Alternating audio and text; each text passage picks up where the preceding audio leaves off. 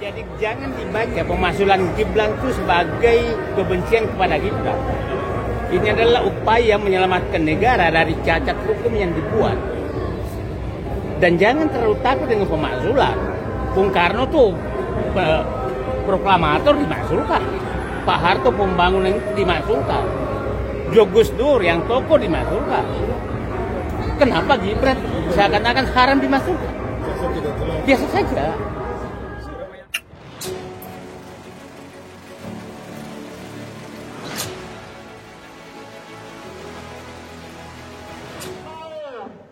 Adanya intervensi daripada politikus ataupun partai-partai yang kemudian itu meloloskan kasus secara kenyataannya sudah jelas bahwa dia melanggar norma-norma yang kemudian berlaku di dalam negara Republik Indonesia hari ini, saudara-saudara. Bahwa Hasto Kristianto pada tahun pemilu 2019 yang lalu yang kemudian itu salah satu rekannya adalah Harun Masiku pada masa pergantian antar waktu pada tahun pemilu 2019, mereka dengan sengaja dengan wewenang mereka di kawasan mereka ingin untuk bagaimana kepentingan mereka itu menduduki jabatan-jabatan di badan legislatif tersebut, kawan-kawan. Ini sangat mempengaruhi terhadap regenerasi hari ini bangsa Indonesia. Kami tidak mau adanya money politik dalam setiap pemilu pilkada yang kemudian itu diselenggarakan di dalam negara Republik Indonesia, kawan-kawan. Maka ini perlu menjadi catatan bersama terhadap aparatur penegak kita, terhadap para elit-elit yang kemudian itu ingin menduduki jabatan-jabatan strategis di negara Indonesia agar tidak boleh mencontohi Hasto Kristianto yang kemudian itu beliau diseret di dalam kasus gratifikasi ataupun suap menyuap pada tahun pemilu pergantian antar waktu tahun 2019 yang lalu, yang dimana salah satu rekannya yaitu Harun Masiku masih menjadi buronan KPK sampai saat ini sudah hampir 6 tahun. Kasus ini terjadi pada tahun 2019 dan sekarang tahun 2025, di mana kita sudah mengganti pimpinan negara Indonesia ataupun nahkoda hari ini dari Bapak Insinyur Haji Jokowi ke Bapak Prabowo Subianto, kawan-kawan.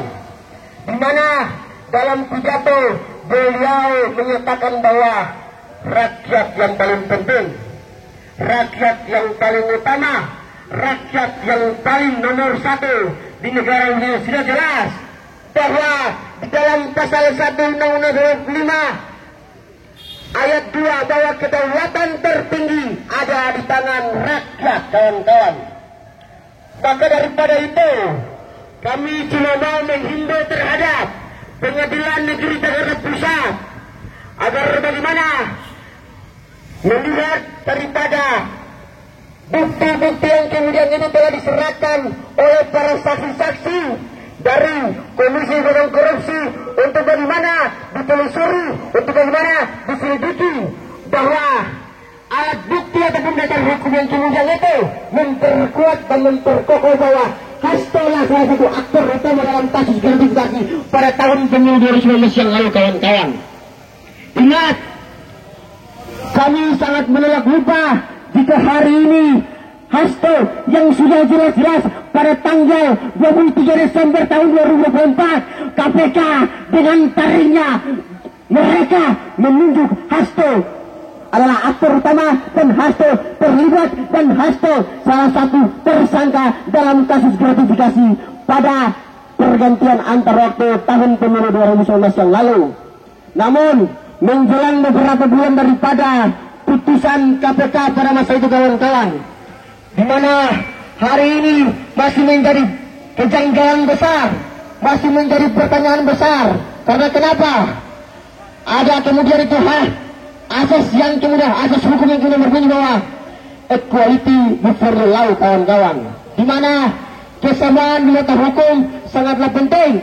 Jangan sampai hukum itu takut terhadap para pejabat-pejabat di di negara Indonesia, namun hukum tidak tunduk dan takut kepada Hasto Kristianto kawan-kawan. Bahwa dengan kita melihat daripada konsistensi dan integritas daripada lembaga anti rasuah, lembaga intervensi, lembaga yang kemudian itu berdiri dengan kakinya sendiri, yaitu pemberantasan korupsi kawan-kawan, di mana saya jelaskan kembali pada tanggal 23 Desember tahun 2024 yang lalu, KPK menunjuk saudara Hasto Kristianto selaku Sekjen PDIP sebagai tersangka dalam kasus suap menyuap ataupun sertifikasi pada pergantian antar waktu tahun pemilu 2019. Maka jangan kita biarkan Hasto selanjutnya harus ada dan masih merajalela di negara Republik Indonesia kawan-kawan.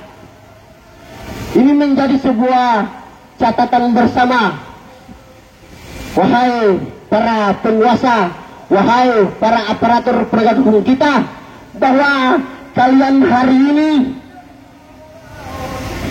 diizinkan untuk bagaimana mempertegak, membersihkan negara Republik Indonesia daripada oknum-oknum bandit. Salah satunya hari ini adalah Hasto Kristianto yang kemudian itu dengan sewenang beliau melakukan segala cara agar bagaimana mereka menyuap salah satu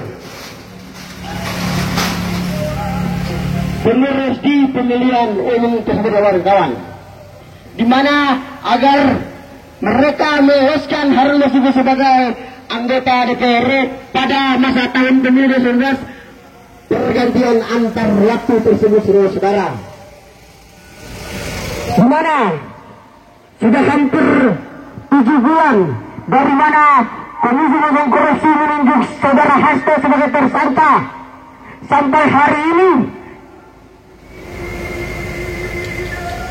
Sampai hari ini tidak ada kejelasan daripada hukum yang kemudian itu berlaku untuk bagaimana menunjuk bahwa hukum sebagai panglima tertinggi harus tegas, harus memiliki 3 prinsip, yaitu kemanfaatan hukum, kepastian hukum, dan keadilan hukum kawan-kawan. Kita berbicara terkait persoalan falsafah negara, di mana kita sebutkan sebagai Pancasila, di mana di dalam sila kelimanya mengatakan bahwa keadilan sosial bagi seluruh rakyat Indonesia dari Sabang sampai Merauke, agar bagaimana dengan atas hukum yang kemudian saya katakan bahwa equality before the law kawan-kawan, di mana hari ini kami semua sama di mata hukum itu kawan-kawan. Jangan ada tebang pilih ataupun pandang dulu, jangan pandang bahwa Hasto Kristianto salah satu tokoh politikus yang kemudian itu berubah kawan-kawan.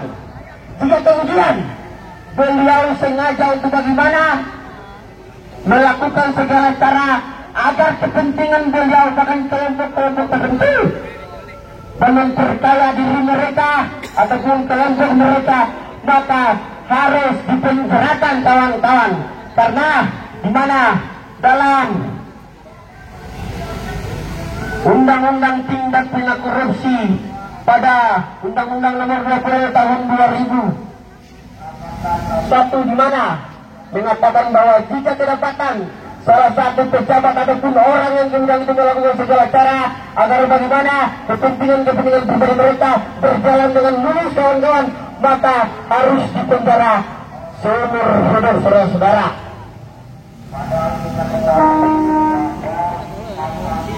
Mempunyai kekuasaan, mempunyai money kawan-kawan, namun hukum menindas rakyat kecil.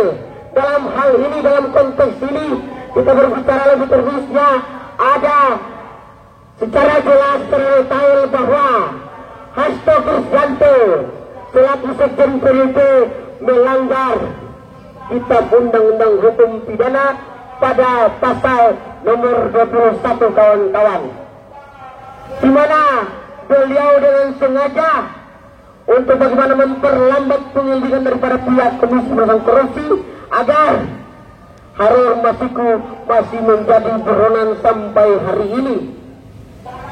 Nah, KPK hari ini yang kemudian itu lahir daripada rahim reformasi, rahim transisi, di mana mereka tugas dan tupoksi mereka sangat penting untuk bagaimana memberantas yang namanya setiap korupsi dan nepotisme dari Sabang sampai Merauke agar bagaimana kita hidup damai dan tidak ada yang namanya koruptor sebuah dan kemudian itu melakukan kemudian kawannya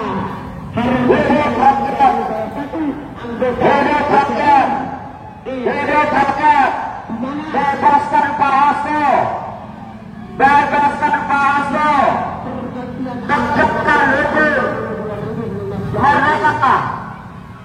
Sekali lagi Bapak Ibu silakan, Bu Rita katanya mau menyampaikan orasi, silakan naik atas panggung. Teman-teman dari BNI Jakarta Timur silakan naik panggung. Silakan Bu Rita dulu, silakan. Nanti dilanjutkan oleh kawan-kawan BNI Jakarta Timur. Nanti dilanjutkan oleh Bang Eteng dari Cakung Jakarta Timur, dan kawan-kawan nanti kita bergiliran sampai menunggu kita waktu break, waktu zuhur. Sekali lagi Bapak Ibu, momentumnya sudah tidak lama lagi, tidak sampai 4 kali lagi persidangan, 4 lagi persidangan, maka putusan hakim akan menetapkan.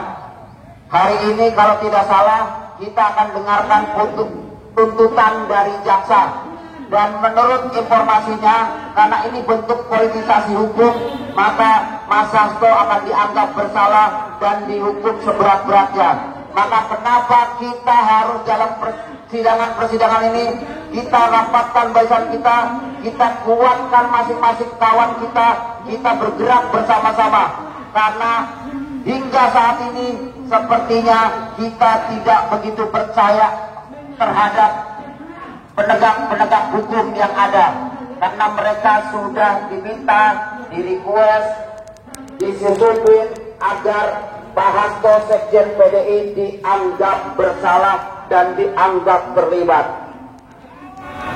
Kita tidak boleh diam diri kawan-kawan. Esok kita perbesar barisan kita kuat barisan kita tunjukkan bukan hanya kepada mereka, kita tunjukkan juga kepada kekuasaan saat ini bahwa rakyatlah yang berkuasa. Jika rakyat bergerak bersama-sama, kekuasaan yang hebat sekalipun bisa digulingkan, kekuasaan yang zalim pasti bisa dihancurkan. Silakan Bu Rita. Terima kasih. Assalamualaikum warahmatullahi wabarakatuh. Shalom. Swastiastu rahayu namo buddhaya. Merdeka, merdeka, merdeka. Saya Rita Tambunan, asli orang Batak. Jabatan saya dari 98.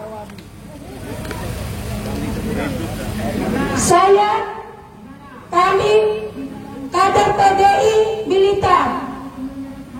Sangat terkejut. Menurut saya ini Pak Hasto ini adalah sambungan dari 98. 98 yang diobok-obok ketua umum yang dilakukan Butu Kapea dan Suryadi. Saya korban 98. Pada hari ini saya sebagai kader korban 98 PK Komisi Jaksa Hakim Regimen Sinetron. Pak Hasto bukan pejabat, Pak Hasto bukan anggota dewan, Pak Hasto bukan pengusaha, Pak Hasto orang militan. PDI Perjuangan adalah partai yang cilik. Saya sebagai korban 98 menyatakan ini sudah tidak asing. Ini sambungan sinetron 98. Sekarang Pak Hasto dituduh melakukan kejahatan. Saya bertanya nih, mana bukti kejahatannya dan mana saksi membuktikan kejahatan Pak Hasto? Saya terkejut tapi nggak aneh. Ingat Pak Jaksa dan Pak Hakim, sumpah jabatan. Ingat Pak Jaksa dan Pak Hakim, anak dan turunanmu, apa yang kau lakukan di dunia ini, siksa kubur akan kau terima. Pada hari ini saya sebagai korban 98, ini lanjutan 98. Waktu 98 ketua umum kami diserang secara mendadak, ditenggelam di Malang. Perkara ini sebaik-baik mungkin. Pastikan fakta, putuskan perkara ini berangkat daripada fakta-fakta yang kemudian disampaikan dan pertimbangan-pertimbangan hukum yang matang. Kenapa? 19 sampai 2020, 2019, 2024 sampai 2025 hari ini kawan-kawan. Ini merupakan sebuah kepentingan, berangkat daripada kepentingan yang itu terjadi kawan-kawan. Ini secara jelas. Ini adalah kepentingan bicara soal bagaimana menduduki jabatan DPR kawan-kawan atau legislator yang memang ditempuh melalui jalur-jalur yang itu menyimpang daripada peraturan yang kemudian berlaku. Maka pastikan perkara ini diteliti dengan baik. Karena kenapa, Bapak Ibu sekalian? Bayangkan status tersangka saudara Harun Masiku sejak dari tahun 2019-2024 sampai hari ini orangnya tidak ada kawan-kawan, menjadi buronan sampai hari ini. Ini sangat disayangkan Bapak Ibu sekalian. Kami tidak bicara soal bagaimana kepentingan-kepentingan yang terselubung, tidak. Yang kita bicarakan adalah bagaimana kepentingan hukum, bagaimana masa depan hukum di negara ini kemudian berjalan dengan baik, agar terciptanya tujuan hukum itu kawan-kawan, yaitu kita bicara soal keadilan, kepastian dan kemanfaatan hukum. Semoga bisa tercapai sampai ke masyarakat bawah kawan-kawan. Hari ini berangkat daripada penetapan status tersangka saudara Sekjen PDIP yang didakwakan di dalam Pengadilan Negeri Jakarta Pusat adalah dua kawan-kawan, yaitu diduga kuat terlibat melakukan penyuapan terhadap penyelenggara pemilu, dan kemudian diduga kuat terlibat melakukan perintangan terhadap penyelidikan, atau dengan bahasa hukumnya obstruction of justice kawan-kawan. Artinya dari dua poin yang kemudian didakwakan terhadap Sekjen PDIP dengan dasar minimum 2 alat bukti yang kemudian sudah ditunjukkan, disampaikan oleh Komisi Pemberantasan Korupsi pada tahun 2024 yang lalu di bulan Desember, penetapan tersangka saudara Sekjen PDIP di gedung Komisi Pemberantasan Korupsi kawan-kawan. Jadi ini lanjutan 98. Tidak ada lagi dulu PDI, sekarang PDI Perjuangan. Pak Jaksa dan Pak Hakim, pengadilan yang tertinggi, lakukanlah yang sebenar-benarnya. Karena Pak Hasto itu adalah kader petinggi PDI Perjuangan. Pak Hasto itu adalah target makhluk yang sakit hati, barisan sakit hati. Jadi pada hari ini Pak Jaksa, Pak Hakim, ingat sumpah jabatan. Demi Allah, demi Tuhan, tegakkan hukum. Perkara tindak pidana korupsi yang menjerat senior politikus Bapak Hasto Kristianto dengan jabatan internal di dalam partai sebagai sekjen kawan-kawan. Artinya yang perlu kemudian kami sampaikan bahwa kalau hari ini kemudian secara jelas hukum menerangkan bagaimana hukum telah memberikan ruang sepenuhnya untuk siapapun dia mencari keadilan, menempuh dengan proses-proses yang kemudian itu diiakan oleh hukum. Itu kan jelas kawan-kawan. Tetapi hari ini kita mengamati di dalam proses penyelesaian perkara ini, sejak daripada perkara ini kemudian ditangani oleh Komisi Pemberantasan Korupsi di tahun 2024 lalu, kami mengamati bahwasannya masih banyak kelompok yang sengaja kemudian melakukan upaya bagaimana mengintervensi soal proses penyelesaian perkara tindak pidana korupsi yang melibatkan seorang politikus senior sekjen partai PDP itu PDP sendiri kawan-kawan. Artinya begini kawan-kawan, sekali lagi mohon maaf yang kami sampaikan, ini bukan dalam artian kami mengganggu konsentrasi daripada jalannya proses penyelesaian perkara di dalam Pengadilan Negeri Jakarta Pusat. Tetapi pastikan, kalau kita mengamati ketika ada persoalan hukum yang hari ini tentu masih banyak kelompok yang tidak punya kewenangan secara pasti diakan oleh undang-undang, namun ikut untuk bagaimana mengganggu konsentrasi daripada penyelesaian perkara, maka pastikan ini adalah sebuah ketidakpercayaan terhadap penegakan hukum dalam menyelesaikan segala bentuk perkara hukum di bangsa ini kawan-kawan. Kami tidak mau ketika stigma buruk dari rakyat Indonesia kepada semua lembaga penegakan hukum di negara kita kawan-kawan, itu akan menjadi buruk kawan-kawan. Karena kenapa? Kalau kita bicara soal hukum, hari ini secara jelas apa yang kemudian didakwakan di dalam Pengadilan Negeri Jakarta Pusat secara jelas soal bagaimana terduga saudara sekjen PDIP diduga kuat ikut terlibat dalam melakukan penyuapan terhadap penyelenggara pemilu di tahun 2019-2024, yang dimana kasus ini berangkat dari awal mulanya penetapan tersangka saudara Harun Masiku sebagai kader PDIP untuk bagaimana pergantian antar waktu kawan-kawan. Asal itu, secara jelas kami mengamati persoalan ini selama proses persidangan berjalan sejak pertama kalinya di Pengadilan Negeri Jakarta Pusat.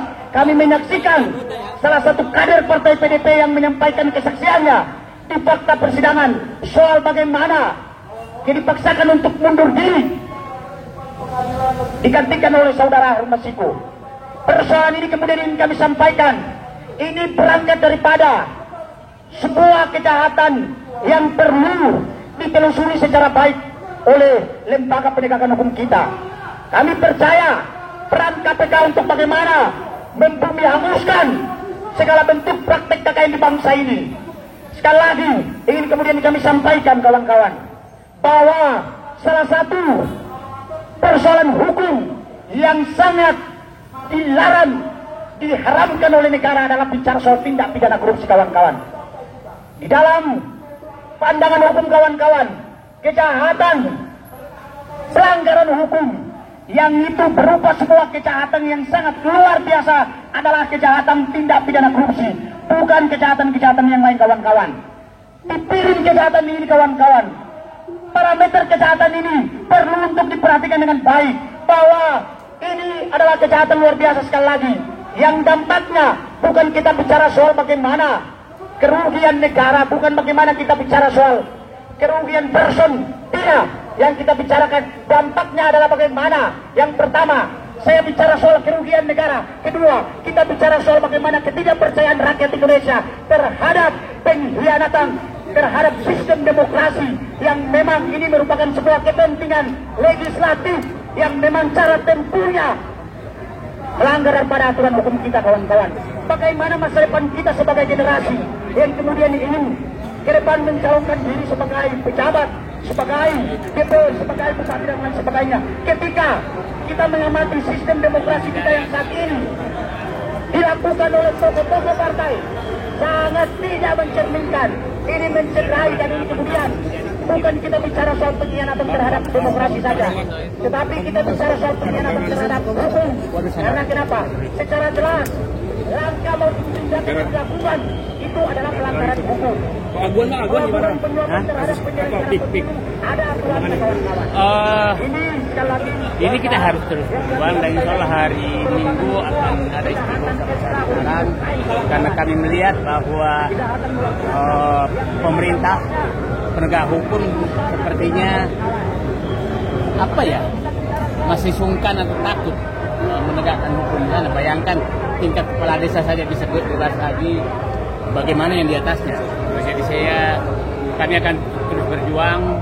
Dan ya saya berharap rezim Prabowo yang menyatakan siap mati bersama rakyat kalau ada ketidakadilan, ya dia tunjukkan penegak hukum dari ini, karena sudah betul penggusuran rakyat masih berlangsung, kriminalisasi masih berlangsung. Anda bisa bayangkan perkara tanah di Tangerang itu orang lain berantem bersaudara, yang menang adalah pengembang. Bagaimana Mas statementnya tentang pemanggilan Bapak? Oh, jadi jangan dibaca pemakzulan Gibran itu sebagai kebencian kepada Gibran. Ini adalah upaya menyelamatkan negara dari cacat hukum yang dibuat. Dan jangan terlalu takut dengan pemakzulan. Bung Karno tuh proklamator dimakzulkan. Pak Harto pembangunan dimakzulkan. Gus Dur yang tokoh dimakzulkan. Kenapa Gibran seakan-akan haram dimasukkan? Biasa saja. Seberapa yakinnya Bang? Seberapa yakinnya Bang? Inilah dibutuhkan muncul negarawan-negarawan menyelamatkan bangsa, jangan menyelamatkan kroni-kroninya. Negara ini harus diselamatkan. Kalau dibiarkan cacat ini berlanjut, maka menjadi sejarah. Coba bayangkan, kita memperbaiki cacat pada saat memasukkan Bung Karno, memperbaiki cacat pada saat memasukkan Soeharto, memperbaiki cacat yang belum tentu ada pada saat Gus Dur. Ini kan Gibran kan cacat juga, kenapa nggak boleh dilakukan?